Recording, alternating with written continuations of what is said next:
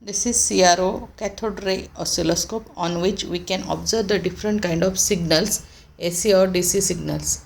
This is a function generator which is used to generate the different kind of signals like sinusoidal signal, rectangular or square signal or triangular signals.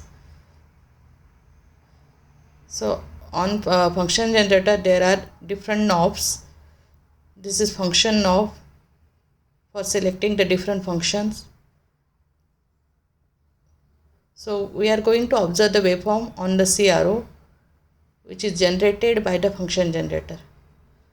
So in this case we are going to connect the output of function generator to the CRO by using the probe, CRO probe.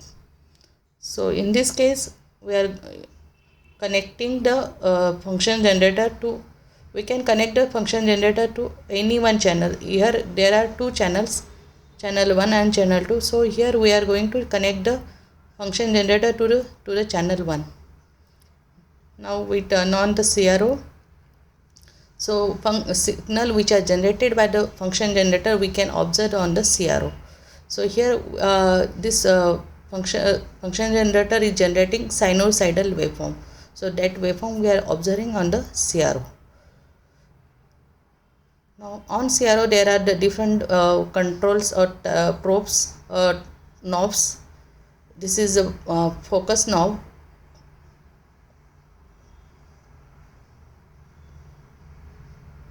This is used for the increasing the brightness of the trace or waveform. This is time hold per division knob for the channel 1, and this is hold per division knob for the channel 2.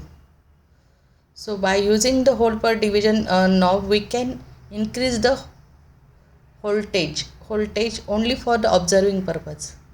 So we can increase the amplitude of given waveform by using the hold per division, and we can change the frequency or we can change the time period with the time per division knob. See here, in this case we are varying the time per division knob by which we can change its frequency or time period only for observing purpose. Now this is a vertical position knob, and this is a horizontal position knob. By vertical position knob we can change the vertical position of the waveform, and by horizontal position knob we can change the position of waveform horizontally.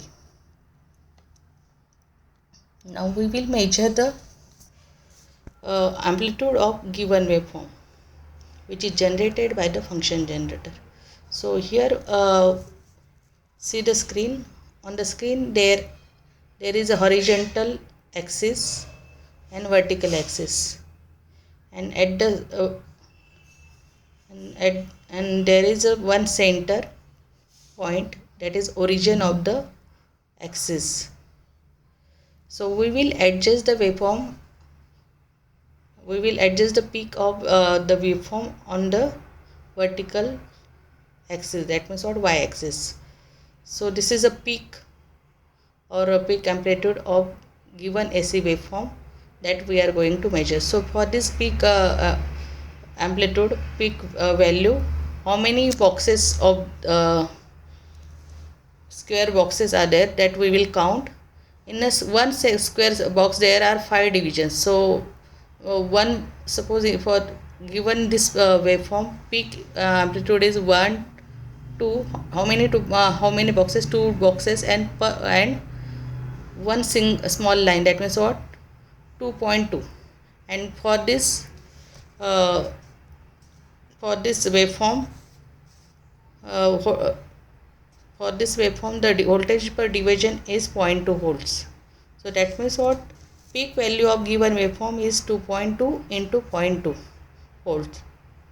Okay, so like this we can obtain the peak value of given AC waveform. Similarly, for obtaining the frequency or as well as for the obtaining the time period, we have to adjust the waveform on the screen in a such way that it is originating from the center point.